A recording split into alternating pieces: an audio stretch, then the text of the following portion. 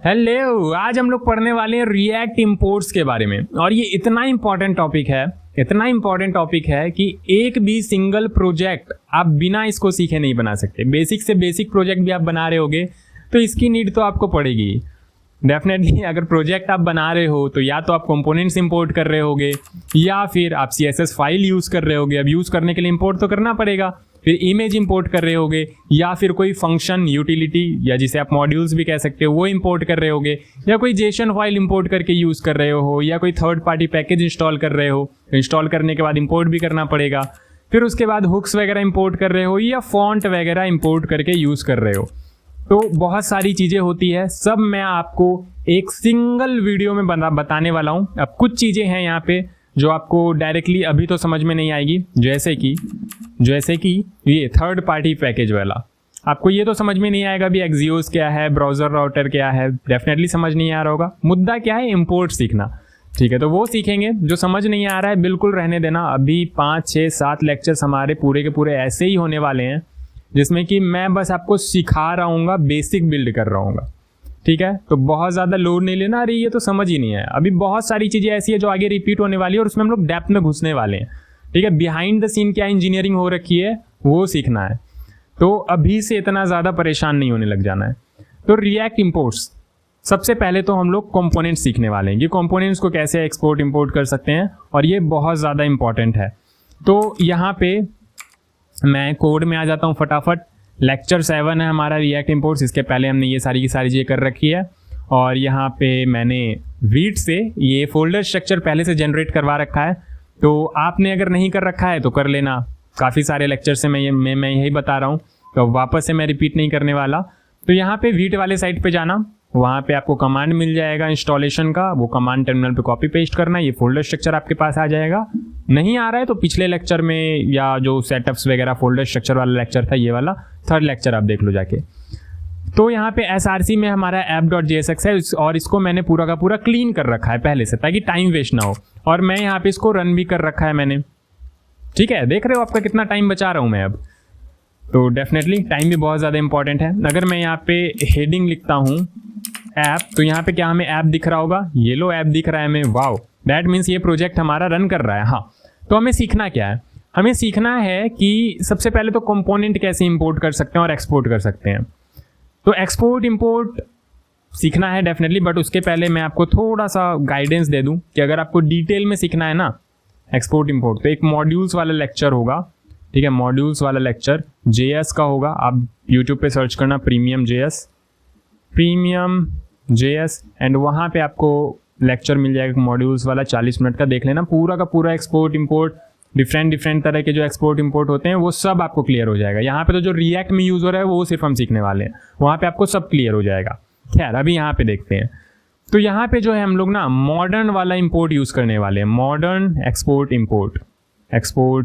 Import, या फिर आप इसे ES6 एक्सपोर्ट इंपोर्ट भी कह सकते हो, या फिर ES6 मॉड्यूल भी आप कह सकते हो। तो रिएक्ट में तो बाय डिफ़ॉल्ट यही यूज़ होता है और यही हमने सीखना है।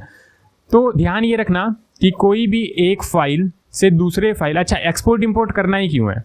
क्योंकि एक फाइल में आप सारे के सारे कोड तो लिख नहीं रहोगे, अदरवाइज कोड कितना बड़ा हो जाएगा। अगर आप एक फाइल में, एक जो आपका फाइल है app.jsx, उसमें सारा कोड लिख रहे हो, कोई बड़ा प्रोजेक्ट बना रहे हो, इंटरमीडिएट सा ही प्रोजेक्ट बना रहे हो, तो क्या 4000 5000 लाइन का कोड आप एक फाइल में लिखोगे? बहुत कचरा सा हो जाएगा। फिर डीबग करने में प्रॉब्लम आएगी, कहाँ पे क्या है कुछ पता नहीं चलेगा। तोड़ के बनाते हैं और रिएक्ट है इसलिए। ये तो कहता है कंप्लीटली कि कंपोनेंट्स में आप तोड़ के बनाओ। अब तोड़ के बनाएंगे तो डेफिनेटली मल्टीपल फाइल्स बनेंगे। एक फाइल ये हो गया आपका, दूसरा फाइल ये हो गया। अब मान लो हमें पहले फाइल में यूज़ करना है ये दूसरा वाला कंपोनेंट, तो कैसे करेंगे? तो डेफिनेटली इस फाइल में जो भी कंपोनेंट हम लोगों ने बना रखा है, सबसे पहले तो हमें यहाँ पे करना पड़ेगा एक्सपोर्ट। ठीक है, एक्सपोर्ट। कहीं से सामान एक्सपोर्ट करेंगे तभी तो किसी दूसरे जगह सामान इंपोर्ट करेंगे। किसी ने मुंबई से मुझे पार्सल भेजा होगा तभी तो मैं यहाँ रिसीव करूँगा ना। अगर भेजा ही नहीं है तो रिसीव क्या करूँगा मैं? तो सबसे पहले तो यहाँ से सेंड करना है, एक्सपोर्ट करना है। और ये क्या करेगा? रिसीव करेगा। तो मैंने एरो गलत बना दिया, एरो थोड़ा सा सही कर लेते हैं। ठीक है, एरो हमारा बनेगा ऐसा वाला। कैसा वाला? ऐसा वाला। ठीक है, तो यहाँ से एक्सपोर्ट कर रहे हैं। कहाँ इंपोर्ट कर रहे हैं? ये फर्स्ट वाले फाइल में। ठीक है, तो यहाँ हम इंपोर्ट कर लेंगे। तो इतना तो हमें पता चलता है कि मल्टीपल फाइल्स में काम कर रहे हैं, एक जगह से एक्सपोर्ट करेंगे, दूसरी जगह इंपोर्ट कर लेंगे, दैट्स इट।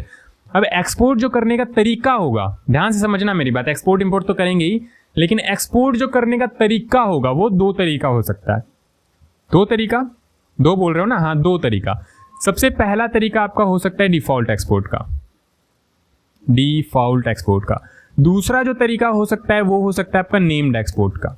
यही 2 तरीके के एक्सपोर्ट आपके रिएक्ट में, या नॉर्मली एक्सपोर्ट इंपोर्ट भी करते हो तो वहां भी यही 2 तरीके आपके एग्जिस्ट करते हैं। तो डिफॉल्ट एक्सपोर्ट और नेम्ड एक्सपोर्ट। अब अगर डिफॉल्ट एक्सपोर्ट कर रहे हो तो इंपोर्ट भी आप डिफॉल्ट करोगे, ऑब्वियस सी बात है। अगर डिफॉल्ट, स्पेलिंग गलत हो गया, डिफॉल्ट एक्सपोर्ट कर रहे हो तो इंपोर्ट भी डिफॉल्ट करोगे, और अगर नेम्ड एक्सपोर्ट कर रहे हो तो इंपोर्ट भी नेम्ड वाला करोगे, नेम्ड वाला। नेम्ड एक्सपोर्ट कर रहे हो तो नेम्ड इंपोर्ट करोगे, डिफॉल्ट एक्सपोर्ट कर रहे हो तो डिफॉल्ट इंपोर्ट करोगे। इतना आपको समझ में आना चाहिए पहले तो। अब एक एक करके सीखते हैं कि डिफॉल्ट क्या होता है, कैसे करते हैं, नेम्ड क्या होता है और वो कैसे करते हैं। तो फटाफट आ जाते हैं कोड में। सबसे पहले डिफॉल्ट वाला देखते हैं। तो मैं यहाँ पे कोई दूसरा फाइल बनाता हूँ। सबसे पहले तो मैं यहीं बगल में ही एक फाइल बनाता हूँ, ठीक है, बगल में इन द सेंस कि app.jsx हमारा जो है ना, कहाँ है app.jsx, फटाफट बताओ। ये app.jsx हमारे src फोल्डर के अंदर है, ध्यान से देखो, src फोल्डर के अंदर app.jsx। तो src के अंदर ही मैं एक नया कंपोनेंट बनाता हूँ, नाम देता हूँ मैं हेडर। अच्छा, ये ध्यान रखना, नेमिंग कन्वेंशन का पहले भी मैं बता चुका हूँ बेसिक में, कि यहाँ पे जो भी आप कंपोनेंट बना रहे हो यहाँ पे स्टार्टिंग लेटर कैपिटल होना चाहिए। अच्छा, कैपिटल देंगे, हाँ। तो यहाँ पे HEADER.JSX, ठीक है। अब क्यों कैपिटल देना है मैं आपको बताता हूँ, एक स्टैंडर्ड तरीका है। बाकी एक्चुअल में कैपिटल लेटर देने की नीड कहाँ होती है वो मैं आपको जस्ट अभी बताता हूँ, रुक जाओ।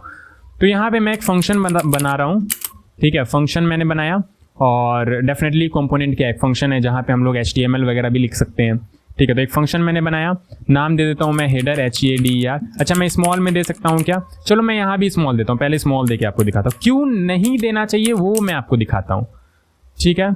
और फिर तो हम लोग दे ही देंगे, कैपिटल H करने में क्या ही दिक्कत है।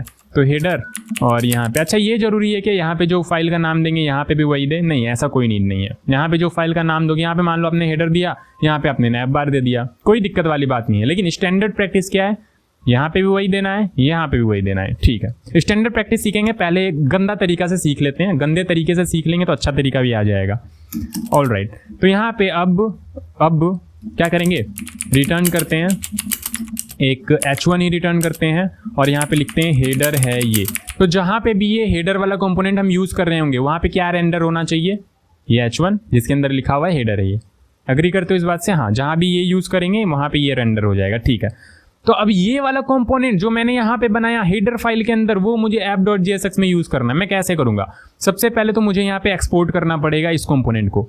मैं भेजूंगा तभी तो यहाँ रिसीव करूँगा ना, पहले भेजो तो, ठीक है, ये लो भेज देता हूँ, एक्सपोर्ट, और हेडर मैंने एक्सपोर्ट कर दिया, ठीक है। और एक्सपोर्ट डिफॉल्ट, पहले डिफॉल्ट वाला, एक्सपोर्ट डिफॉल्ट, पहले डिफॉल्ट वाला सीख रहे हैं। तो एक्सपोर्ट डिफॉल्ट मुझे क्या करना था, मुझे एक्सपोर्ट करना था। तो मैंने यहाँ पे थोड़ा सा बड़ा कर दूँ, क्या दिख रहा है ना, ठीक है। मुझे एक्सपोर्ट करना था, मैंने लिखा एक्सपोर्ट। मुझे डिफॉल्ट एक्सपोर्ट करना था, मैंने लिखा डिफॉल्ट। वाह, ये तो आसान है। फिर मुझे क्या एक्सपोर्ट करना है, हेडर करना है, तो मैंने लिख दिया हेडर। एक मिनट रुक जाओ, हेडर, ये जो हेडर मैंने बनाया वो हेडर एक्सपोर्ट कर दिया मैंने। डिफॉल्ट एक्सपोर्ट किया, ये ध्यान से देखो। अच्छा, अब डिफॉल्ट एक्सपोर्ट किया है तो यहाँ पे हमें इंपोर्ट करना होगा। डिफॉल्ट इंपोर्ट करने के लिए हम यहाँ पे कुछ भी नाम दे सकते हैं। सबसे पहले तो इंपोर्ट करना है तो इंपोर्ट तो लिखेंगे ही। अब क्योंकि डिफॉल्ट एक्सपोर्ट कर रहे हैं, यहाँ क्या कैसे इंपोर्ट करेंगे, डिफॉल्ट इंपोर्ट। अब डिफॉल्ट इंपोर्ट में यहाँ आप समझ सकते हो कि वेरिएबल की तरह आप इसको ट्रीट कर सकते हो कि ये एक वेरिएबल है, तो वेरिएबल का नाम हम कुछ भी दे सकते हैं। क्यों, क्योंकि डिफॉल्ट इंपोर्ट कर रहे हैं। तो यहाँ पे वेरिएबल का नाम मान लो मैं कुछ हेडू दे देता हूँ। फ्रॉम कहाँ से करना है ये बताना है, तो ये सिंटैक्स है आपका, ठीक है, कोई रॉकेट साइंस नहीं है, सिंटैक्स है। यहाँ पे इंपोर्ट लिखना है, यहाँ पे वेरिएबल का कुछ भी नाम दे सकते हो क्योंकि आप डिफॉल्ट एक्सपोर्ट करो। नेम्ड करोगे तो कुछ भी नहीं दे सकते। अच्छा, अभी डिफॉल्ट करें कुछ भी दे सकते हैं, हाँ। कहाँ से, तो फ्रॉम, यहाँ से, कहाँ से, यहाँ से। अब यहाँ क्या देना है, पाथ देना है उस फाइल का जहाँ से आप इंपोर्ट करना चाहते हो। तो किस फाइल से हम इंपोर्ट करना चाहते हैं, इस फाइल से, header.jsx के अंदर है ना ये कंपोनेंट। तो हेडर फाइल कहाँ है, यहाँ पे, तो इसका पाथ देना है। अब पाथ कैसे देते हैं बहुत लोगों को ये पता नहीं होता है, तो ये बेसिक सी HTML की चीज़ है।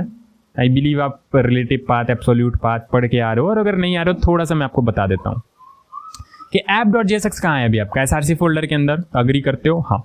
तो डॉट स्लैश आप लगाते हो ना, तो उसी करंट फोल्डर के अंदर जो जो चीज़ें हैं आपको वो दिखाई दे रही होती है। क्या बोला मैंने, app.jsx src फोल्डर के अंदर है। तो डॉट स्लैश जैसे ही आप लगाओगे उस करंट फोल्डर यानी कि src फोल्डर के अंदर जो जो चीज़ें हैं वो आपको दिखाई दे रही होती हैं, जैसे एडसेट्स, हेडर, मेन। आप बोलोगे CSS भी है, बट CSS तो दिखाई नहीं दे रहा, तो CSS सजेशन में नहीं आ रहा होता है। एक्सटेंशन वगैरह आप ढूंढ सकते हो उसके लिए कि सजेशन में आपको मिल जाए, बट नहीं मिल रहा होता है, तो कोई दिक्कत वाली बात नहीं है। ठीक है, ये तो मिल रहा है ना हमें। ये देखो हेडर, तो हेडर हमारा यहाँ पे इंपोर्ट हो गया। अच्छा, अब ये देखो मुझे एरर दे रहा है। एरर इसलिए दे रहा है header is declare but it's value is never read. तो ये अभी फिलहाल मुझे फालतू का एरर मुझे ये दे रहा है। Ctrl+P करके अगर मैं रिलोड करूँगा तो आई बिलीव ये एरर हट जाएगा हमारा। ये देखो एरर हट चुका है। थोड़ा सा मैं इसको बड़ा कर लेता हूँ इस तरीके से। ठीक है, अब इस हेडू को मैं यूज़ कैसे करूँगा? तो नॉर्मल इस तरीके से मैं यहाँ पे हेडू को यूज़ कर सकता हूँ। मैंने आपको बताया था बेसिक लेक्चर में भी कैसे करना है। एंगुलर ब्रैकेट ओपन करो, हेडू, और ये इस तरीके से सेल्फ क्लोजिंग टैग होता है, तो यहाँ पे इस तरीके से स्लैश लगाना और इसको क्लोज कर देना इस तरीके से। अच्छा, तो क्या मैं ऐसे यूज़ कर सकता हूँ, बट अभी यहाँ पे मुझे एक एरर मिलेगा। कैसा एरर? ये देखो, रिलोड करता हूँ। The tag header is unrecognized in this browser.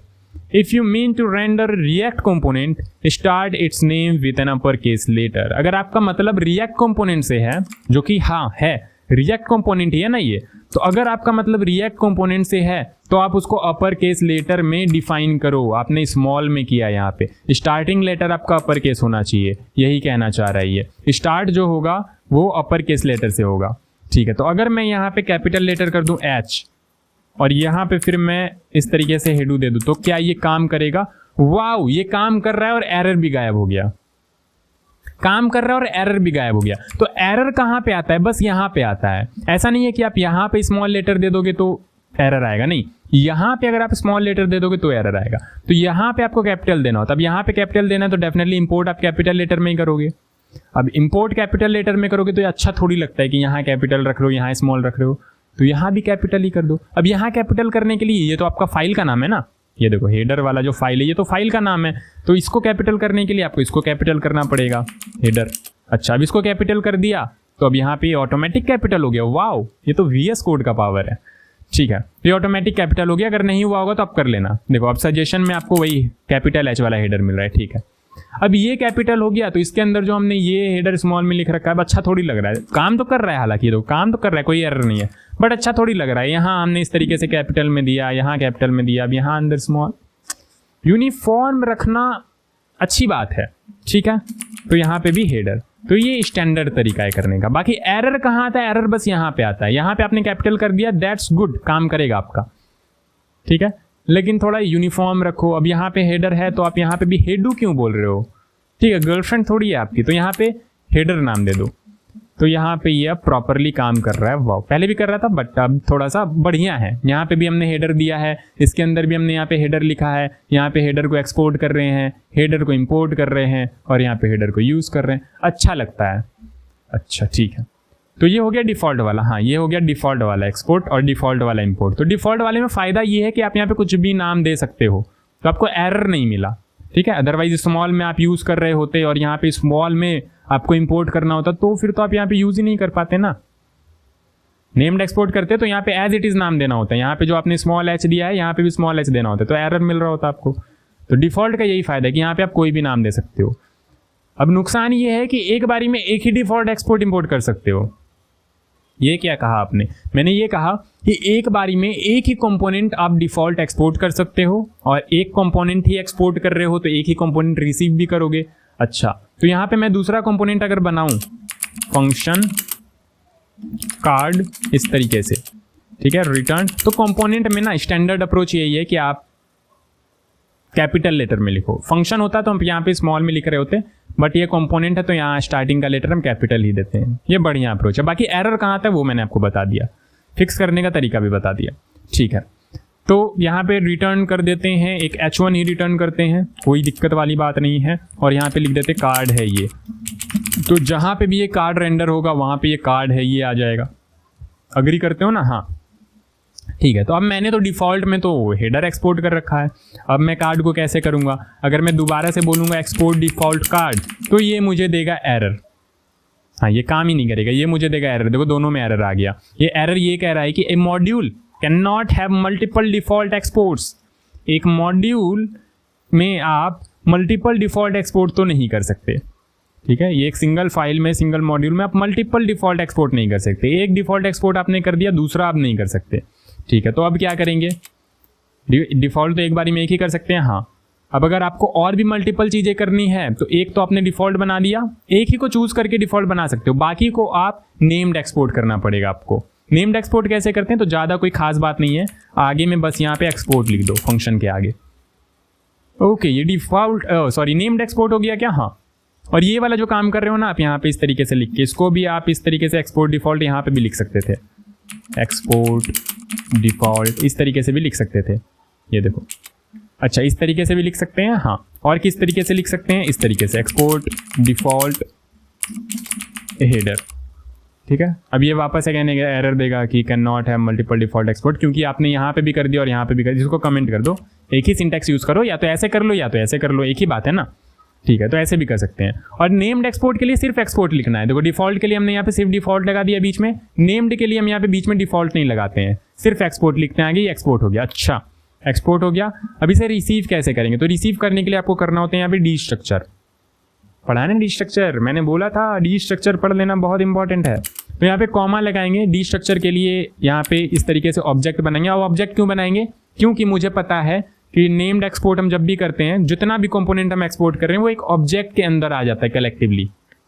मतलब अगर हमने एक्सपोर्ट किया कार्ड को, तो वो एक ऑब्जेक्ट के अंदर इस तरीके से कार्ड आ जाएगा। अच्छा, और फिर वापस से मान लो मैंने एक और एक्सपोर्ट कर दिया कार्ड 2, तो यहाँ पे इस ऑब्जेक्ट के अंदर कार्ड 2 आ जाएगा, और यही ऑब्जेक्ट आपको यहाँ पे इंपोर्ट कर रहे होते हो, तो इसको डी स्ट्रक्चर करके आप इंपोर्ट करते हो। अच्छा, डी स्ट्रक्चर करना रिक्वायर्ड है, डेफिनेटली डी स्ट्रक्चर किए बिना आप नहीं कर सकते, क्योंकि डिफ़ॉल्ट एक्सपोर्ट यहाँ पे कर रहे हो, तो ये तो आपका डिफ़ॉल्ट वाला सिंटैक्स हो गया, तो यहाँ पे डी स्ट्रक्चर करना कंपलसरी है।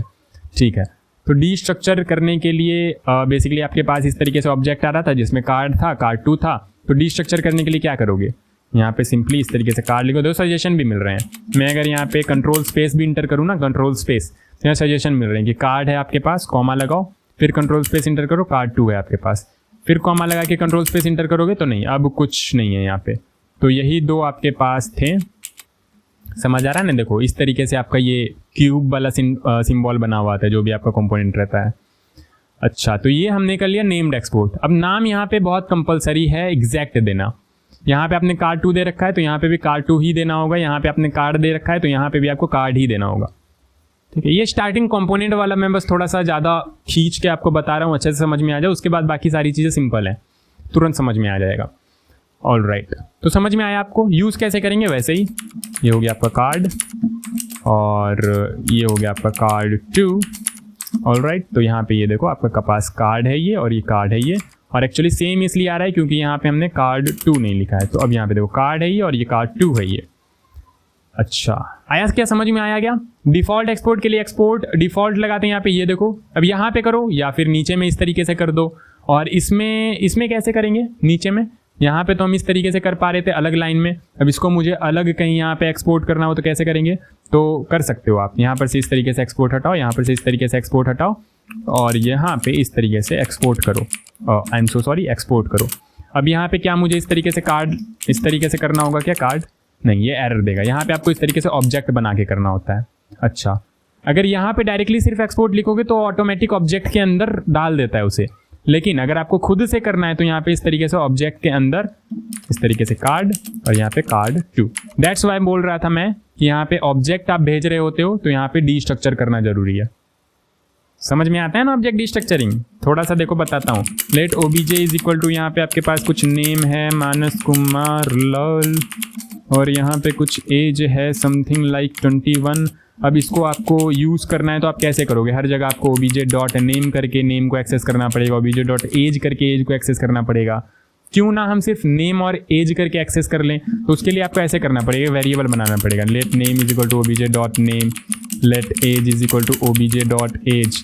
अब यहाँ पे आप नेम जहाँ भी यूज़ करोगे, नेम आप यूज़ कर सकते हो, एज आप सिंपली कंसोल करोगे तो एज भी कंसोल कर सकते हो, ठीक है, या जहाँ भी यूज़ करना है कर सकते हो। तो इसको एक लाइन में लिखने का तरीका है डी स्ट्रक्चरिंग, कि आपने इस तरीके से ऑब्जेक्ट पास कर दिया।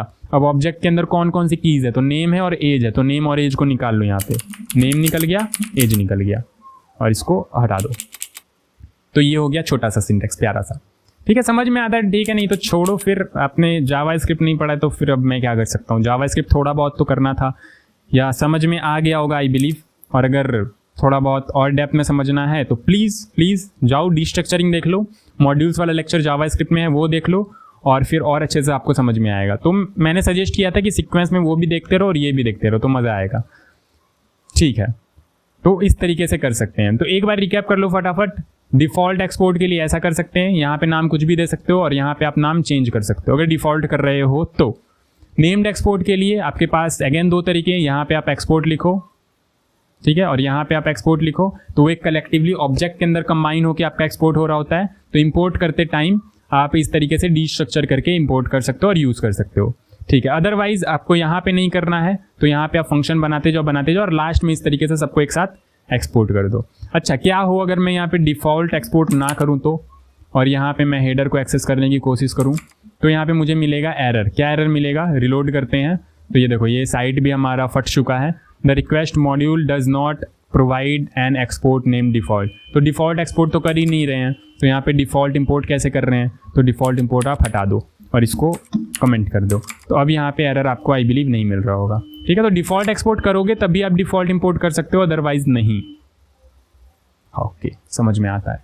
तो डिफ़ॉल्ट एक्सपोर्ट अगर हम करेंगे तो ही डिफ़ॉल्ट इंपोर्ट हम यहाँ पे कर सकते हैं, अदरवाइज नहीं कर सकते हैं। उसी तरह से अगर आप नेम्ड एक्सपोर्ट करोगे तो आपको यहाँ पे नेम्ड इंपोर्ट में सजेशन मिल रहे होंगे। अगर यहाँ पे कार्ड 3 है ही नहीं, देखो यहाँ पे अभी कार्ड 3 है ही नहीं, तो अगर मैं यहाँ पे देखना चाहूँ कार्ड 3 है या नहीं, कंट्रोल स्पेस इंटर करो, देखो मिल रहा है क्या सजेशन कार्ड 3 का, नहीं। अब कार्ड 3 लिखोगे तो भी यहाँ पे आपको सजेशन में नहीं मिल रहा है, सिर्फ कार्ड 2 जैसा यहाँ पे मिल रहा है। तो अगर मैं यहाँ पे कार्ड 3 बना दूँ, कार्ड 3, तो यहाँ पे आपको सजेशन में कार्ड 3 भी मिल रहा होगा। कार्ड 3 नहीं मिल रहा है, क्यों नहीं मिल रहा है, क्योंकि मैंने इसको एक्सपोर्ट नहीं किया। अब एक्सपोर्ट करने के लिए आप यहाँ पे इस तरीके से कार्ड 3 इस तरीके से डाल दो, या अगर ऐसा नहीं करना चाहते हो तो आप मिक्स करके भी कर सकते हो। आप यहाँ पे इस तरीके से एक्सपोर्ट कर दो तो ये ऑटोमेटिकली इस ऑब्जेक्ट के अंदर डाल देगा, इस कार्ड 3 को भी इस ऑब्जेक्ट के अंदर डाल देगा। आपने नहीं डाला है लेकिन यहाँ पे आपने एक्सपोर्ट कर दिया तो ये ऑटोमेटिकली इसके अंदर डाल देगा। आप यहाँ पे इंपोर्ट कर सकते हो। तो ये देखो कार्ड 3, ये देखो मिल रहा है ना सजेशन, ये देखो क्यूब बना हुआ आ रहा है। अच्छा, कार्ड 3, तो कार्ड 3 को यूज़ कर सकते हैं डेफिनेटली। कार्ड 3 यूज़ करने के लिए तो बनाया था। वाओ, मज़ा आ गया। ठीक है, सच में मज़ा आया ना? हाँ, सच में मज़ा आया। अच्छा, थोड़ा सा पाथ समझ लो। तो कार्ड 3 मैं हटा देता हूँ, 2 काफ़ी है। कार्ड 3 यहाँ पे रहने देते हैं, कोई दिक्कत वाली बात नहीं है। यहाँ पे अगर आपने एक्सपोर्ट कर दिया, इंपोर्ट नहीं किया तो कोई परेशानी वाली बात नहीं है। ठीक है, तो यहाँ पे पाथ अब थोड़ा सा समझ लो कि ये तो मैंने बोला ./ से आप करंट फोल्डर में आ सकते हो, SRC। ठीक है, app.jsx में आप हो, app.jsx, तो app.jsx किस करंट फोल्डर में, SRC। तो करंट फोल्डर क्या हुआ, SRC। तो यहाँ पे ./ से आप करंट फोल्डर को एक्सेस कर सकते हो, यानी कि SRC, और उसके अंदर के सारी चीज़ों को आप यहाँ पे इस तरीके से इंपोर्ट कर सकते हो। ऑलराइट, अगर SRC के बाहर कुछ होता तो SRC के अंदर करंट फोल्डर के अंदर है तो ./ लेकिन अगर बाहर में होता तो मान लो यहाँ पे मैंने एक फोल्डर बना दिया, कहाँ पे, इस ऐप के अंदर। ये जो ऐप है यहाँ पे मैंने फोल्डर बना दिया कंपोनेंट्स।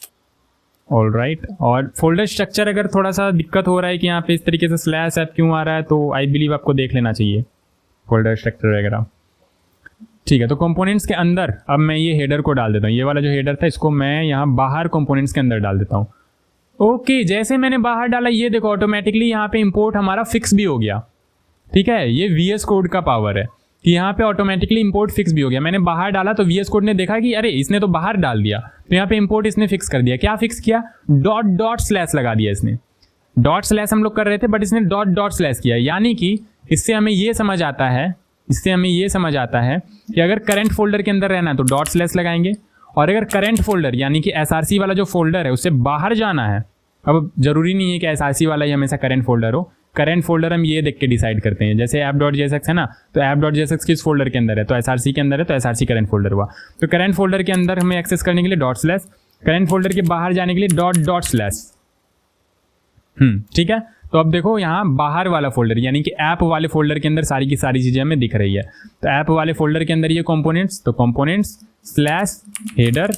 ऑलराइट, .jsx भी आप लगा दोगे तो कोई दिक्कत परेशानी नहीं है, ये काम करेगा। ठीक है। और ये क्या एरर आ गया, कार्ड 3 इज़ नॉट डिफाइंड। अच्छा, यहाँ पे कार्ड 3 हम यूज़ कर रहे हैं, ठीक है। अब यहाँ पे एरर नहीं आएगा। वाओ, समझ में आता है अब हमें। तो कंपोनेंट वाला तो हमें खेल समझ में आ गया कि किस तरीके से हमें यहाँ पाथ ध्यान में रखना है और बाकी सारी चीज़ें ध्यान में रखनी है। सब कुछ हमें समझ में आ गया ना? पक्का पक्का। चलो ठीक है, तो हेडर, कार्ड और कार्टू इसको अभी रहने देते हैं, आगे समझते हैं। तो how to import, how to use, ये सब आपको समझ में आ गया। आगे बढ़ते हैं। और इसको आप 2 लाइन में अलग अलग भी कर सकते हो, जैसे यहाँ पे हमने इस तरीके से किया ना, तो अलग डिफ़ॉल्ट इंपोर्ट आप अलग कर सकते हो और ये नेम्ड वाला आप अलग कर सकते हो, ऐसे भी कर सकते हो, अलग अलग काम करेगा। किधर गया ये, देखो काम कर रहा है, कोई दिक्कत परेशानी यहाँ पे नहीं है, ठीक है। तो अलग अलग आप चाहो कि यहाँ पे डिफ़ॉल्ट हम अलग कर लेते हैं, नेम्ड अलग कर लेते हैं, बट ये बढ़िया सिंटेक्स नहीं है। यहाँ पे इसी तरीके से हम लोग करते हैं। अलग अलग क्यों करना, ये हो गया डिफ़ॉल्ट, ये हो गया नेम्ड, कॉमा लगाना है बस बीच में, ठीक है, समझ में आता है। आगे बढ़ जाए क्या? आगे ही बढ़ेंगे और क्या करेंगे, ठीक है। अब CSS फाइल कैसे इंपोर्ट कर सकते हैं? अब CSS फाइल में ना थोड़ा सा लोचा है, बट वो लोचा मैं अभी यहाँ पे डिस्कस नहीं करूँगा। स्टाइलिंग वाला अलग लेक्चर आएगा जिसमें मैं पूरा का पूरा CSS, टेलविंड और बाकी सारी चीज़ें, हालांकि JSX वाले लेक्चर में भी आई बिलीव मैंने बताया है, तो बताया है मतलब वो अभी पोस्ट नहीं हुआ है, वो आने वाले लेक्चर्स में आएगा, मतलब प्रेजेंटेशन उसका उसी हिसाब से है। नहीं समझ आ रहा है, ठीक है, अभी आया ही नहीं तो कैसे समझ आएगा। तो CSS में मैं बस इतना कहना चाह रहा हूँ कि CSS में अभी मैं बस इंपोर्ट बता रहा हूँ कि कैसे करना है। इसमें काफ़ी सारी चीज़ें होती है CSS में जो ध्यान रखनी होती है, बट वो सारी चीज़ें मैं इस लेक्चर में डिस्कस नहीं कर रहा हूँ। इस लेक्चर का मुद्दा है इंपोर्ट्स, ठीक है। तो CSS कैसे इंपोर्ट करेंगे? तो ये देखो ऐप उसी सेम तरीके से यहाँ पे इंपोर्ट डालना है और यहाँ पे पाथ दे देना है, बस बीच में ये वेरिएबल वगैरह कुछ करने की नीड नहीं है, क्योंकि CSS है ना, जावास्क्रिप्ट थोड़ी है कि वहाँ से कोई कंपोनेंट या फंक्शन हम एक्सपोर्ट करेंगे या इंपोर्ट कर रहे हैं, वेरिएबल में सेव करा रहे हैं, नहीं।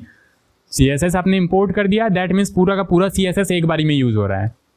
कभी ऐसा थोड़ी करते हो, नॉर्मल HTML CSS जो बनाते हो तो उसमें आप स्टाइल इंपोर्ट करते हो, पूरा का पूरा CSS एक बारी में यूज़ हो रहा होता है। ऐसा थोड़ी है कि उसमें एक क्लास आप अलग से यूज़ कर रहे हो, दूसरा क्लास अलग से इंपोर्ट कर रहे हो, नहीं। तो यहाँ पे इसी तरीके से करना है। एक बार आपने इंपोर्ट कर दिया, अब app.css के अंदर आप जो भी लिखोगे वो आप app.jsx के अंदर यूज़ कर पा रहे होगे। सच में? हाँ, देखो अभी फ़िलहाल के लिए मान लो मैंने app.css को कमेंट कर दिया, तो देखना क्या होगा। यहाँ पे ये देखो, ये लेफ्ट साइड में चला गया, पहले बीच में था बट अभी क्या हो गया, अभी ये लेफ्ट साइड में चला गया क्योंकि CSS हटा दिया हमने। अच्छा, बट अभी भी तो ब्लैक बैकग्राउंड वगैरह तो आ ही रहा है अभी भी। यहाँ पे अगर आप देखो तो ब्लैक बैकग्राउंड वगैरह तो आ ही रहा है, तो ब्लैक बैकग्राउंड आपका ये मेन index.css की वजह से आ रहा है। अगर main.jsx में मैं जाके ये index.css को भी मैं कमेंट कर दूँ तो ये देखो ये भी हट गया, तो बिल्कुल नॉर्मल हो गया ये, ठीक है। तो इसको अभी इंपोर्ट कर देते हैं, main.jsx हटाते हैं और यहाँ पे कौन सा था हमारा app.jsx के अंदर app.csx को भी इंपोर्ट कर देते हैं। अब CSS को भी इंपोर्ट करने का तरीका सेम है, वही same relative path, absolute path आपको यहाँ पे ध्यान में रखना है, ठीक है। और डिटेल में जानना है तो रिलेटिव एब्सोल्यूट पाथ HTML वाले लेक्चर में आप सर्च करके कहीं भी पढ़ सकते हो। तो इसी तरीके से आपको पाथ यहाँ देना होता है, जैसे आपने यहाँ पे इस तरीके से दिया उसी तरीके से यहाँ पे app.css आपके सेम फाइल में था, सेम करंट फोल्डर में था, तो डॉट स्लैश लगा के हमने यहाँ पे एक्सेस कर लिया। अदरवाइज हम एक्सेस नहीं कर सकते, अगर कहीं बाहर होता तो डॉट स्लैश लगाना होता, ठीक है। तो अगर मैं यहाँ पे क्लास नेम दूँ, और क्लास नेम वगैरह क्यों देते हैं, क्यों करते हैं, ये सब हम लोग JSX वाले लेक्चर में डिस्कस करेंगे। क्लास की जगह क्लास नेम देते हैं, अभी इतना समझो। HTML में क्लास देते थे, यहाँ क्लास नेम देते हैं। तो मैं यहाँ पे कुछ क्लास नेम दे देता हूँ, लाइक हेडिंग, और इस हेडिंग से मैं अगर app.css में आके यहाँ .heading से BG कलर में इसका रेड दूँ तो क्या ये रेड हो जाएगा? ये देखो रेड हो चुका है। तो इस तरीके से हम कुछ यूज़ कर रहे होते हैं। app.css को मैं कमेंट कर दूँ तो हट जाएगा, ऑलराइट। मैं वापस इंपोर्ट कर लूँ तो आ जाएगा, ठीक बात है, ये तो बढ़िया समझ में आता है हमें। आगे बढ़ते हैं और अब डिस्कस करते हैं हम लोग इमेजेस को कैसे इंपोर्ट कर सकते हैं, यूज़ कर सकते हैं नॉर्मल तरीके से। यहाँ पे इमेज को क्यों नहीं SRC के अंदर बेसिकली पाथ वगैरह डाल के हम काम कर सकते हैं, वो सारी की सारी चीज़ें। थोड़ा सा अलग होता है यहाँ पे इमेज का कॉन्सेप्ट, लेकिन मैं पूरा क्रिस्टल क्लियर कर दूंगा आपको। देखो तो यहाँ पे मैं करूँगा क्या, मैं एक यहाँ पे अपना इमेज टैग ले रहा हूँ, फटाफट ले लेता हूँ, ठीक है। और यहाँ पे ध्यान से देखो, इमेज भी जो है आपका सेल्फ क्लोजिंग टैग है यहाँ पे, HTML में ऐसा नहीं होता था, बट यहाँ पे करोगे तो एरर आएगा। खैर ये सब हमारा JSX का पार्ट है, आगे नेक्स्ट लेक्चर हमारा उसी का आने वाला है, तो ये सब हम लोग समझेंगे क्या, कब, कैसे, क्यों, किस लिए करना है। अभी हमारे इंपोर्ट का मुद्दा है। अच्छा हाँ ठीक है, तो यहाँ पे स्लैश सेल्फ क्लोजिंग टैग इस तरीके से स्लैश सकता है। खैर आपको क्यों ही लगाना है, सजेशन मिल रहे हैं IMG लिखो, ये आ गया। वाओ।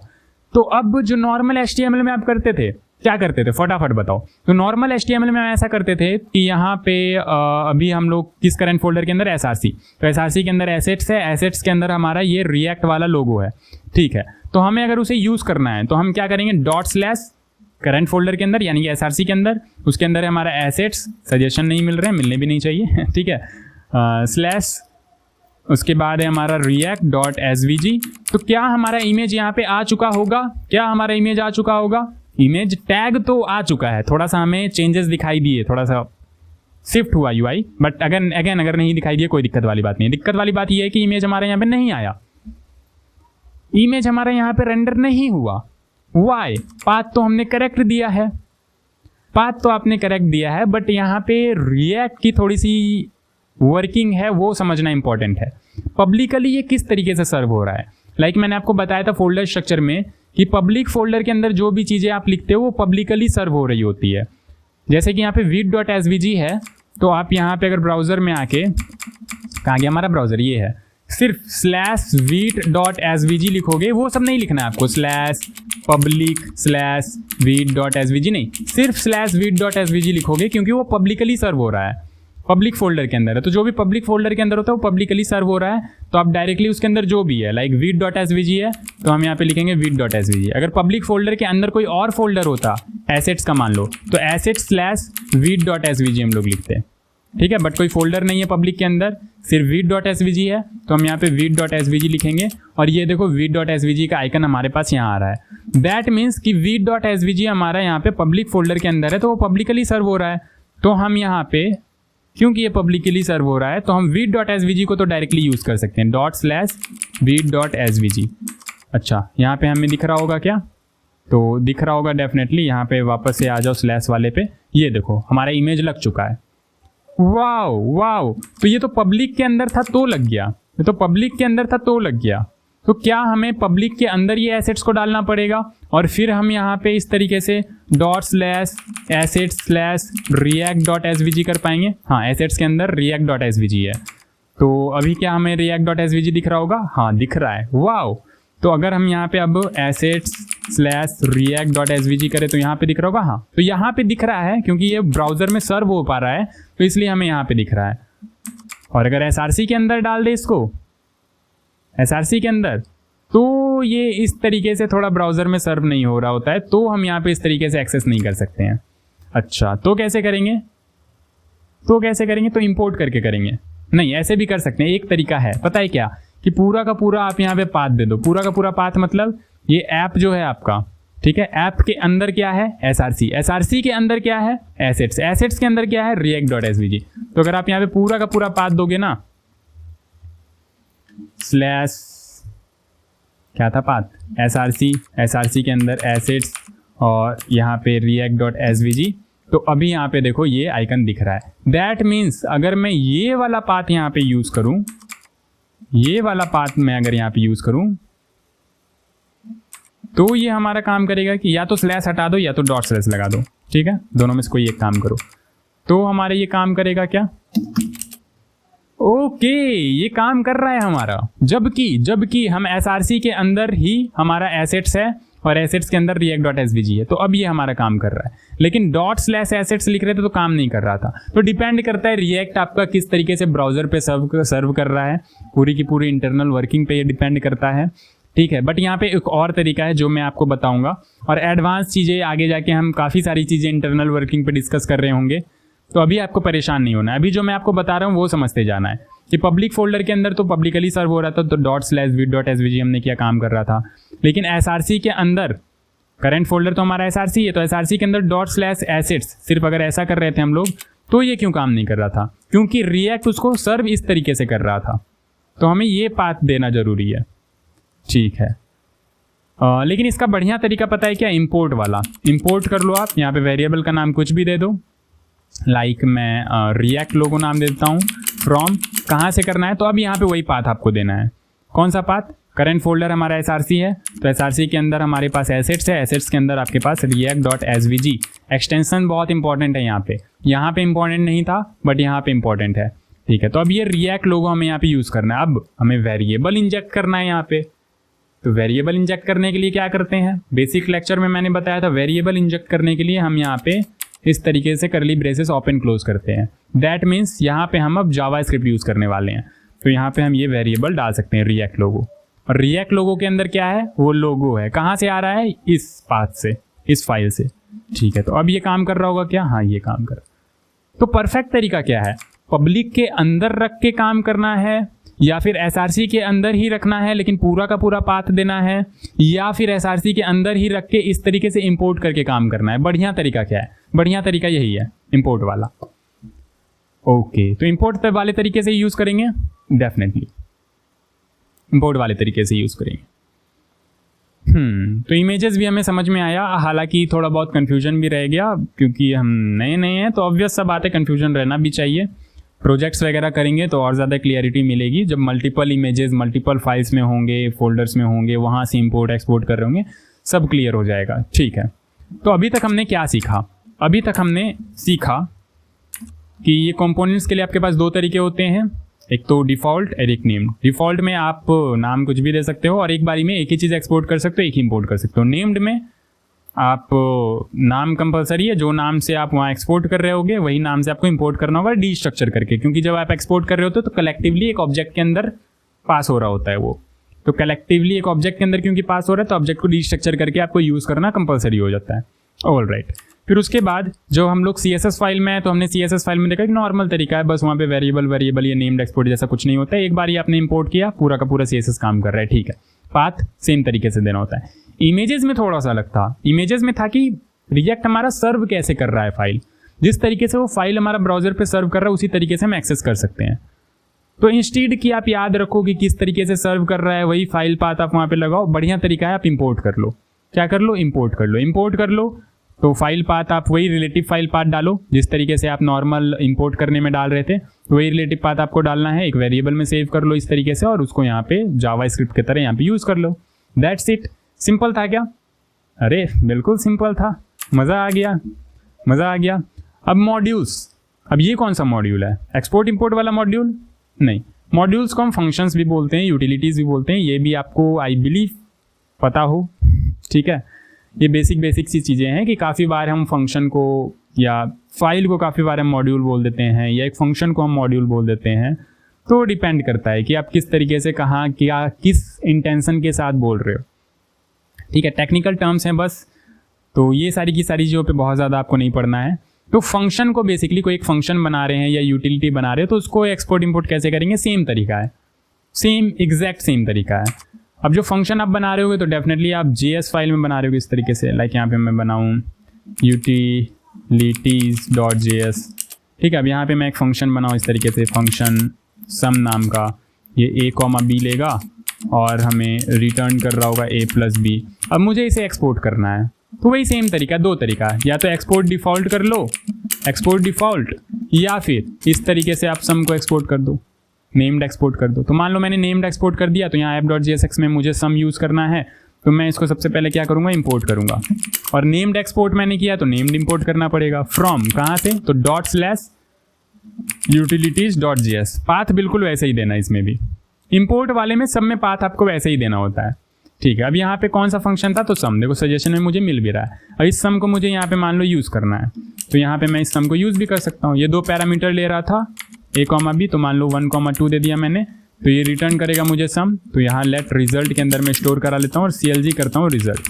तो ये तो बेसिक जावा स्क्रिप्ट की चीज़ें हैं, आ रही होगी आपको कि सम फंक्शन था, हमने कॉल किया, 1, 2 डाल दिया तो ये सम कर देगा हमारा 1 और 2, रिटर्न करेगा 1 + 2 का सम 3, तो 3 हमारा रिजल्ट में आ गया और उस रिजल्ट को हम कंसोल करा रहे हैं। तो क्या ये हमारे काम कर रहा है, आओ देखते हैं। Ctrl+Shift+I से कंसोल ओपन करेंगे तो 3 हमें रिजल्ट में मिल रहा है, दैट मीन्स ये हमारा काम कर रहा है। और 2 बार क्यों आ रहा है, वही रेस्ट्रिक्ट मोड वाला जो मैंने आपको बताया था, आप हटा दो तो ये 2 बार नहीं आएगा।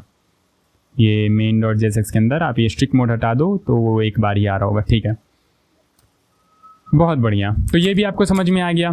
फिर जेसन फाइल, तो जेसन फाइल में भी सेम ही कहानी है, बस जेसन का आइडिया आपको होना चाहिए कि जेसन क्या होता है। जैसे आपको जावास्क्रिप्ट का आइडिया था, तो जावास्क्रिप्ट में ही हमने जेसन भी डिस्कस किया था, वो भी 20-25 मिनट का लेक्चर होगा या जितना भी हो देख लेना, देखना तो पड़ेगा ही, देखो भाग नहीं सकते आप। तो मान लो जेसन मतलब डेटा, जेसन मतलब डेटा, ठीक है। तो यहाँ पे मैं कुछ नाम दे रहा हूँ, क्या नाम दे दूँ, डेटा डॉट जेसन ही दे देता हूँ। जेसन फाइल का एक्सटेंशन ही होता है डॉट जेसन, ठीक है। अब यहाँ पे जो जेसन फाइल होता है ना, इसमें आप कुछ वेरिएबल वगैरह नहीं बना रहे हो, तो ठीक है, सिर्फ डेटा रख रहे होते हो, या तो एरे रखो या तो ऑब्जेक्ट रखो। बट यहाँ पे जो रखने का तरीका होता है वो थोड़ा सा नेमिंग कन्वेंशन थोड़ा सा स्ट्रिक्टली फॉलो कर रहा होता है। यानी कि मान लो सिर्फ मैं एक ऑब्जेक्ट ही बना रहा हूँ, तो ऑब्जेक्ट में आप इस तरीके से लिखते थे नेम MANAS, बट यहाँ पे इस तरीके से आप नहीं कर सकते। यहाँ पे स्ट्रिक्ट रूल फॉलो करता है कि इसको भी आप इस तरीके से डबल क्वोट्स के अंदर लिखो, की को भी डबल क्वोट्स के अंदर, वैल्यू को भी डबल क्वोट्स के अंदर। और अगर कोई और की पेयर नहीं रखना है तो ये कॉमा हटा दो, फालतू का कॉमा नहीं रखना है। अच्छा, तो जेसन थोड़ा सा स्ट्रिक्ट होता है। हाँ, फिर अगर मान लो मुझे एज यहाँ पे डालना है, 21 मैंने डाल दिया, फालतू के कॉमा नहीं रखना, हटा दो। तो इस तरीके का आपका जेसन होता है। अभी फिलहाल के लिए इतना ही समझो, डिटेल में जानना है तो आप देख सकते हो, कोई दिक्कत वाली बात नहीं है इसमें। तो ये जेसन डेटा, क्या कोई वेरिएबल में डालना होता है? नहीं, जेसन मतलब सिर्फ डेटा और कुछ नहीं। अब इसको कैसे इंपोर्ट करेंगे, तो मान लो ये डेटा हमें यहाँ पे यूज़ करना है, तो इंपोर्ट और यहाँ पे नाम यहाँ पे अगेन आप कुछ भी दे सकते हो, जैसे SVG फाइल में यहाँ पे सिर्फ और सिर्फ आपके पास डेटा था, डेटा यानी कि इमेज भी हो सकता है, कुछ भी हो सकता है। तो SVG जो था इसमें इमेज डेटा था, यहाँ जेसन वाला जो है इसमें ये ऑब्जेक्ट डेटा है। तो यहाँ पे भी अगेन आपको इसी तरीके से कुछ भी नाम दे देना है। तो मान लो मैं डेटा ही नाम दे देता हूँ, फ्रॉम कहाँ से इंपोर्ट करना है, तो ./data.json, पाथ अगेन सिमिलर तरीके से जैसे बाकी में आप दे रहे थे। तो यहाँ पे डेटा मैं कंसोल करके आपको दिखाता हूँ, CLG डेटा। तो यहाँ पे आ जाओ, तो क्या आपको डेटा मिल रहा है? वाओ, डेटा मिल रहा है, मज़ा आ गया। और जेसन समझ नहीं आ रहा है तो फिर वो रिएक्ट का प्रॉब्लम नहीं है, ठीक है, जेसन रिएक्ट का पार्ट नहीं है, समझ रहे हो मेरी बात। खैर आगे ये सारी की सारी चीज़ आपको समझ में आएगी जब मैं API वगैरह में जाऊंगा ना, तो एक आध बार मैं जेसन रिपीट करूंगा ही, बट इस लेक्चर में मैं नहीं कर रहा हूँ कि जेसन हमारा मेन मुद्दा नहीं है इस लेक्चर में, ठीक है। तो खैर आप समझ रहे हो, इतना तो आप समझ ही गए हो मेरे पढ़ाने का तरीका। तो ये जेसन आपको समझ में आ गया। थर्ड पार्टी पैकेज में वही सेम तरीके से आप यहाँ पे एक्सपोर्ट इंपोर्ट कर सकते हो, ठीक है। मैं आपको दिखा देता हूँ, हालांकि ये वाला आपको बिल्कुल भी भेजे में नहीं घुसेगा, ठीक है। अब मुझे मान लो Axios वाला पैकेज यूज़ करना है। अब पैकेज क्या है, यही नहीं घुसा होगा पहली बात, तो मुझे यूज़ करना है तो मुझे इंस्टॉल करना पड़ेगा, ये भी नहीं घुसा होगा, ठीक है। अभी मत घुसने दो, कोई दिक्कत वाली बात नहीं। मैंने टर्मिनल स्प्लिट किया, मुझे npm Axios बेसिकली यूज़ करना है, तो मैं npm i Axios इंस्टॉल करूँगा। तो Axios मैंने इंस्टॉल कर लिया। अब ये यहाँ पे एक्चुअली इंस्टॉल होगा ही नहीं क्योंकि नेट हमारा कनेक्ट नहीं है। तो मान लो नेट हमारा कनेक्ट होता और ये इंस्टॉल हो चुका होता, अभी मैं कट कर देता हूँ, नेट हमारा कनेक्ट नहीं है, ठीक है। तो इसको क्लोज करते हैं। तो अगर ये इंस्टॉल हो चुका होता तो मैं यहाँ पे किस तरीके से इसे इंपोर्ट करके यूज़ करता है, इंपोर्ट Axios फ्रॉम Axios। अभी यहाँ पे सजेशन नहीं मिल रहे हैं क्योंकि हमारा Axios इंस्टॉल नहीं हुआ है। अभी आपको समझ नहीं आ रहा होगा, completely normal, it's completely normal कि आपको समझ नहीं आ रहा है। अगर समझ आ जाता तो वो थोड़ा एबनॉर्मल था कि बिना बताए आपको समझ में कैसे आ गया, बट अभी अगर आपको ये समझ में नहीं आ रहा है, कंप्लीटली नॉर्मल है। बस देखो, एक्सपोर्ट इंपोर्ट मुद्दा है, तो जब भी आप इन फ्यूचर में आपको बताऊंगा कि पैकेज आप इंस्टॉल कर रहे हो तो इसको इसी तरीके से इंपोर्ट करके यूज़ करोगे। तो मान लो Axios वाला पैकेज हमारा इंस्टॉल हो गया, तो इंपोर्ट फ्रॉम कहाँ से, सिर्फ Axios देना है, यहाँ पे डॉट/ वगैरह कुछ नहीं लगाना है, ठीक है। सिर्फ और सिर्फ यहाँ पे Axios पैकेज से आप ये ला रहे हो तो Axios डालना है। मान लो हम browser router react router DOM से ला रहे होते, तो इंपोर्ट और रिएक्ट राउटर डॉम में हमारा नेम्ड एक्सपोर्ट होता है। तो ये कैसे पता चलेगा कौन से पैकेज में नेम्ड एक्सपोर्ट होता है, कौन से में डिफ़ॉल्ट होता है, तो उसके डॉक्यूमेंटेशन से पता चलता है। गूगल पे जाके उसका डॉक्यूमेंटेशन आप रीड कर सकते हो, हालांकि मैं तो बताऊंगा ही, बट वही तरीका है, डॉक्यूमेंटेशन देख के आप पता कर सकते हो।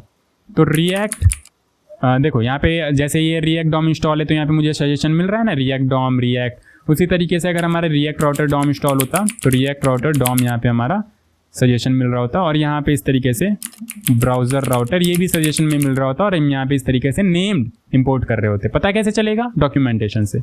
अभी तो हमें कुछ समझ नहीं आया, नॉर्मल है, बिल्कुल अच्छा है, अच्छी बात है, समझ में नहीं आया, बहुत ज़्यादा आप लोड लेके नहीं चल रहे हो आगे, ठीक है। बस इतना आपको समझना है कि इंपोर्ट एक्सपोर्ट में लगभग सब में सेम ही तरीका है, कुछ ज़्यादा खास अंतर है नहीं। बस ये ध्यान रखना है कि कहाँ पे डिफ़ॉल्ट हो रहा है, डिफ़ॉल्ट क्या होता है, कहाँ पे डिफ़ॉल्ट हो रहा है और कहाँ पे नेम्ड हो रहा है। और अगर नहीं पता है गूगल पे सर्च कर लो कि इस केस में आपका डिफ़ॉल्ट एक्सपोर्ट हो रहा होगा या फिर नेम्ड वाला, गूगल आपको बता देगा। अच्छा, तो ठीक है, इसको मैं कमेंट कर देता हूँ, यूज़ तो नहीं हो रहा है। ऑल राइट, आगे बढ़ जाते हैं। हुक्स। अब एक हुक मैंने आपको बताया था, कौन सा हुक, यूज स्टेट वाला। चलो यूज स्टेट को ही देखते हैं, ठीक है। अब हुक्स जो भी होता है ना, जनरली हुक्स हमारा नेम्ड इंपोर्ट ही हो रहा होता है। कहाँ से इंपोर्ट हो रहा होता है, इस तरीके से कर्ली ब्रेसेस लगा दो, फ्रॉम, कहाँ से। अगर ये नहीं लगाओगे ना, मान लो इस तरीके से इंपोर्ट फ्रॉम ये कर रहे हो तो एरर मिलेगा। तो आपको पता है या तो यहाँ पे कुछ वेरिएबल होगा या तो इस तरीके से नेम्ड होगा, तो दोनों में से कोई एक भी फिलहाल देके आप यहाँ पे फ्रॉम कहाँ से, रिएक्ट से, कहाँ से, रिएक्ट से। जो डिफ़ॉल्ट हुक्स हैं वो आपको रिएक्ट से ही मिल जाते हैं, ठीक है। तो इस तरीके से जैसे यहाँ पे आप, मैं बता रहा था, सेम टू सेम यहाँ है, आप रिलेट भी कर सकते हो ये दोनों को। जो मैं यहाँ पे करूँगा वही यहाँ पे भी हो रहा होगा, तो थोड़ा थोड़ा पैकेज का भी समझ में आएगा, ठीक है। तो यहाँ पे रिएक्ट से क्या इंपोर्ट करना है, यूज स्टेट। तो मैंने ये कर्ली ब्रेसेस क्यों लगाया, क्योंकि यूज स्टेट जो हुक है वो नेम्ड इंपोर्ट हो रहा होता है। अच्छा, मुझे नहीं पता है तो गूगल पे सर्च मार लो, ठीक है। तो नेम्ड इंपोर्ट हो रहा होता है, हाँ। तो यूज स्टेट में लिखूंगा तो नेम्ड इंपोर्ट जो भी हो रहा होगा ना, आपको सजेशन में भी मिल रहा होगा। बट कभी कभी ऐसा होता है कि सजेशन में नहीं मिल रहे होते हैं, तो वो एक्सपीरियंस के साथ आपको पता चल जाएगा कि यहाँ पे तो यूज स्टेट होना ही है। अगर मुझे सजेशन नहीं भी मिल रहा है तो भी मैं ज़बरदस्ती यूज स्टेट को लेके आऊँगा, ठीक है। वो कॉन्फिडेंस आ जाएगा एक्सपीरियंस के साथ। तो देखो यूज स्टेट मुझे मिल रहा है, अभी इस यूज स्टेट को मैं यूज़ कर सकता हूँ। यूज़ आपको पता है, बेसिक लेक्चर में हमने डिस्कस कर रखा है। बाकी अगर नहीं पता है कोई दिक्कत वाली बात नहीं, इंपोर्ट तो इसी तरीके से होता है, ठीक है, ठीक है। बाकी आगे तो समझ में आना ही है कि क्या क्या चीज़ें कैसे, कौन कौन सी हुक्स हैं। तो यूज स्टेट हो गया, यूज इफेक्ट हो गया, सब नॉर्मल रिएक्ट वाला जो आपका पैकेज है उसी के अंदर मिल रहा होता है। ऑल राइट, अब फ़ॉन्ट्स एंड एसेट्स यूज़ करना है तो कैसे करेंगे, ये तो भैया गूगल से हमारा आ रहा होगा, ठीक है। तो ये कैसे करेंगे, तो इसको यूज़ करने का तरीका बिल्कुल सेम है जैसे आप CSS में करते हो। अब नेट तो हमारा यहाँ पे कनेक्ट ही नहीं है, तो और वो जो नेट वाला जो मोबाइल है हमारा वो भी यहाँ पे नहीं है फ़िलहाल। और अगर मुझे अपने फ़ोन का ऑन करना हो नेट, तो मुझे थोड़ा सा यहाँ से उठना पड़ेगा। तो क्या करूँ, ये वाला बता ही देता हूँ, रुक जाओ थोड़ा सा रुक जाओ, और मैं देख भी लेता हूँ सब कुछ चल रहा है या नहीं चल रहा है। 1 घंटे का लेक्चर हो गया क्या? नहीं, 1 घंटे का नहीं हुआ होगा। स्टार्टिंग में तो खाली फुकट का लैपटॉप चल रहा था, बीच में जब ऑन था तो स्टार्टिंग 20 मिनट आई बिलीव वैसे ही गया होगा, ठीक है। तो लेक्चर तो हमारा चल रहा है, तो 40 मिनट 45 मिनट का होना चाहिए। 1 घंटे का भी हो गया तो क्या ही दिक्कत है, समझ तो अच्छे से आ रहा है ना आपको। थोड़ा सा मुझे टाइम दो, मैं नेट कनेक्ट कर लूँ और फिर मैं बताता हूँ कि गूगल फॉन्ट्स वगैरह कैसे इंपोर्ट कर सकते हो। कॉन्ग्रेचुलेसन्स, नेट कनेक्ट हो चुका है हमारा। जी हाँ, हमारे पास भी इंटरनेट है, बधाई हो। देख लो, दिखा सकता हूँ मैं, ये देखो नेट कनेक्ट हो चुका है हमारा, वाओ। ठीक है, तो यहाँ पे आते हैं, आपको गूगल फॉन्ट्स में आ जाना है, क्योंकि ज़्यादातर हम गूगल फॉन्ट्स ही यूज़ कर रहे होते हैं। हालांकि फॉन्ट लोड करने के लिए डिफरेंट लाइब्रेरीज़ भी हैं रिएक्ट में, वो सब भी प्रोजेक्ट्स के थ्रू हम सीख रहे होंगे। तो अभी फ़िलहाल के लिए गूगल फॉन्ट, नॉर्मली अगर आपको गूगल फॉन्ट से फॉन्ट यूज़ करना है तो आप कैसे करोगे, तो जैसे आप नॉर्मल HTML CSS में कर रहे होते हो वैसे ही करना है। कैसे, तो मान लो मुझे ये रोबोटो वाला फॉन्ट यूज़ करना है, या चलो ये वाला फॉन्ट मुझे यूज़ करना है। फॉन्ट का नाम क्या है, बिट काउंट प्रॉप सिंगल। बाप रे, बहुत बड़ा नाम है, छोटा नाम वाला लेते हैं कुछ। ये नाम तो लिखने में थोड़ा सा दिक्कत हो जाएगा। क्या ले ये हिंदी वाला ले क्या? नहीं, हिंदी वाला नहीं, लेटो ले। थोड़ा अलग दिखना भी तो चाहिए, पता कैसे चलेगा। अच्छा, ये वाला ले लेते हैं। नहीं, इसका भी लंबा नाम है थोड़ा सा। अरे यार, कुछ छोटा, ये वाला ले लेते हैं। ये देखो, ऑसवाल्ड, हाँ ये ठीक है। तो ये वाला फ़ॉन्ट मान लो मुझे यूज़ करना है, ये देख के भी पता चलेगा, चेंजेस होंगे तो पता चल जाएगा कि हाँ फ़ॉन्ट अप्लाई हो चुका है। तो ऑसवाल्ड वाला फ़ॉन्ट मान लो मुझे यूज़ करना है, तो मैं क्या करूँगा, मैं यहाँ पे गेट फ़ॉन्ट पे क्लिक करूँगा। वही नॉर्मल तरीका, बाकी हो सकता है इंटरफेस वगैरह चेंजेस होते रहते हैं। तो आप देख लेना कि यहाँ पे इम्बेड वगैरह ऑप्शन कहाँ पे आ रहा है। तो गेट फॉन्ट पे मैंने क्लिक किया, यहाँ पे इम्बेड वाला ऑप्शन आ रहा है। अब या तो डायरेक्टली आप हेडिंग टैग में ये पूरा का पूरा लगा के यूज़ कर सकते हो। लाइक अब हेडिंग टैग में कैसे लगाएंगे, HTML तो होता, अरे HTML कैसे नहीं होता है रिएक्ट में, HTML होता है बिल्कुल बिहाइंड द सीन। तो देखो HTML CSS जावास्क्रिप्ट ही है, ठीक है। और फोल्डर स्ट्रक्चर में भी मैंने बताया था, कैसे भूल जाते हो ये सब बताओ। यहाँ पे देखो HTML, ये देखो हाँ कहाँ गया, ये index.html। तो यहाँ पे आप हेडिंग टैग में इस तरीके से लगा दो, ये लो लग गया। तो क्या अब हम ऑसवाल्ड वाला फॉन्ट यूज़ कर सकते हैं और वेट भी यूज़ कर सकते हैं। देखो 200 से 700 तक का वेट भी यूज़ कर सकते हैं। फॉन्ट वेट होता है ना 100, 200, 300, बोल्डर, लाइटर, वो भी यूज़ कर सकते हैं। तो फॉन्ट फैमिली ऑसवाल्ड, ये देखो ऑसवाल्ड। चलो फॉन्ट फैमिली अप्लाई करके देखते हैं। अभी ये कैसा दिख रहा है, अभी हमारे ब्राउज़र पे ये कुछ ऐसा दिख रहा है, ठीक है। तो ऑसवाल्ड वाला अप्लाई करते हैं और देखते हैं फिर ये कैसा दिखता है। तो इसको क्रॉस करो और इसको भी ऐसे साइड कर लें क्या, थोड़ा पता चलेगा कि अच्छा इसको साइड नहीं कर सकते क्योंकि ये जमा हुआ है मतलब इसको मैंने लॉक करके रखा है, ठीक है। तो खैर आपको पता चलेगा ना। अभी देखो ये कैसा दिख रहा है, देखो ये ऐसा दिख रहा है, चेंज होगा तो आपको पता चल जाएगा। तो app.css में आते हैं, app.css में, और एक काम करता हूँ मैं, ग्लोबली सिलेक्ट करके मैं बोल देता हूँ कि फॉन्ट फैमिली जो होगा वो ऑसवाल्ड होगा, ठीक है। तो ये देखो, ये पता चला ना, झूठ मत बोलना, पता चला है, ये चिपक गया, ये देख रहे हो। पहले तुरंत झूठ बोल दिए, देखो पहले ऐसा था, ऑसवाल्ड लगाने के बाद ये देखो ऐसा हो गया। तो एक तरीका तो ये है, लेकिन मुझे ये वाला तरीका पसंद नहीं है कि HTML में जाके फालतू का कचरा बढ़ाओ। उससे अच्छा ही मुझे ये इंपोर्ट वाला लगता है, ये छोटा सा। और स्टाइल टैग इसने जो दे रखा है, स्टाइल टैग तो हमें यूज़ नहीं करना है ना, हम वो इंटरनल CSS थोड़ी यूज़ कर रहे हैं, नहीं। तो स्टाइल टैग छोड़ के ये इतना सा कॉपी कर लो, इतना ही काम का है। स्टाइल टैग मेरे पता है आपको। तो यहाँ पे ये इंपोर्ट से लेके ये पूरा का पूरा कॉपी कर लो यहाँ पे, ठीक है। तो अब इसको कहाँ लगाना है, CSS में बस। हाँ, तो अभी index.html से मैं ये हटा देता हूँ। कितना लगाया था मैंने, इतना दूर तक लगाया था। तो ये देखो ये लंबा चौड़ा सा हटा देता हूँ। तो ये हटाने के बाद अब कायदे से यहाँ पे काम नहीं करना चाहिए। तो ये देखो कायदे से काम नहीं कर रहा है, बहुत बढ़िया। तो अब यहाँ पे app.css में आ जाते हैं। तो मेन ग्लोबल फाइल में ज़्यादातर हम ऐसा करते हैं कि ग्लोबल फाइल में यहाँ पे इंपोर्ट कर देते हैं ऊपर में।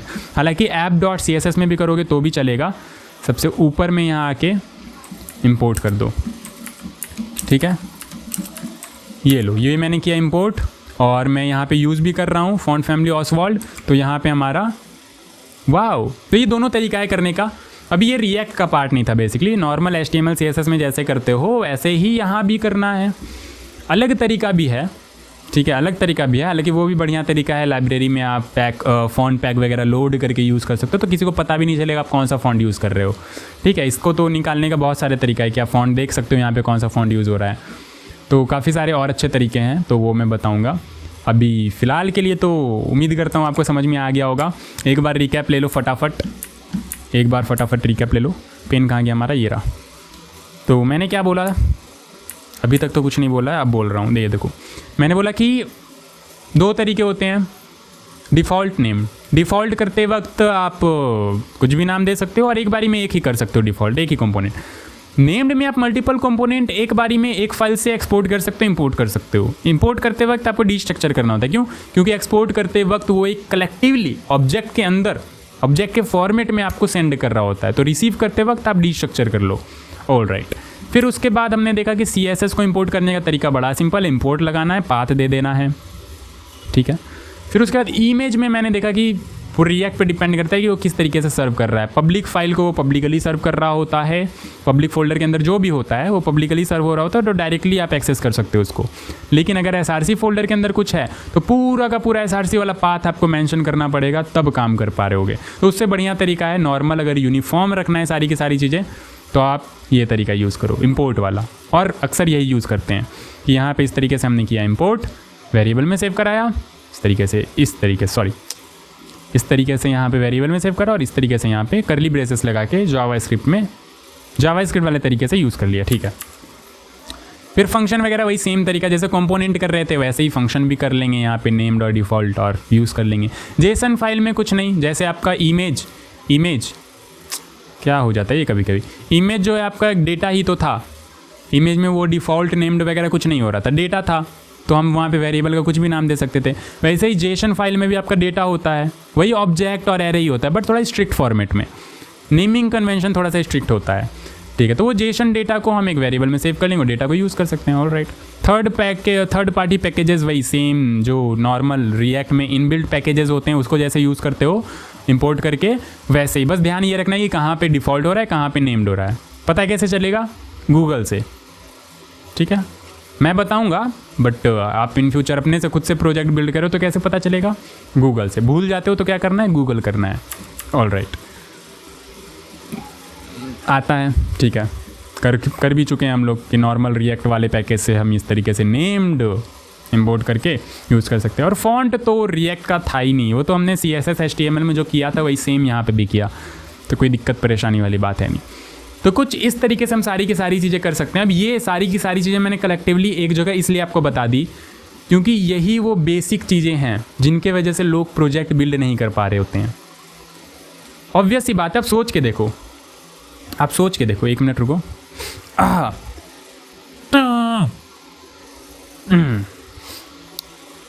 वो क्या बोलते हैं इसे, नेटा आ रहा था, ठीक है।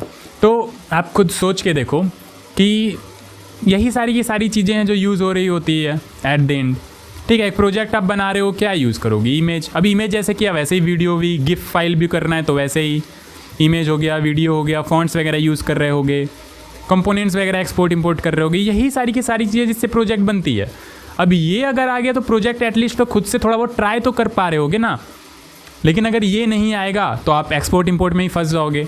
कोड करना तो छोड़ो, कोड करना तो अलग है, एक्सपोर्ट इंपोर्ट में ही फंस जाओगे।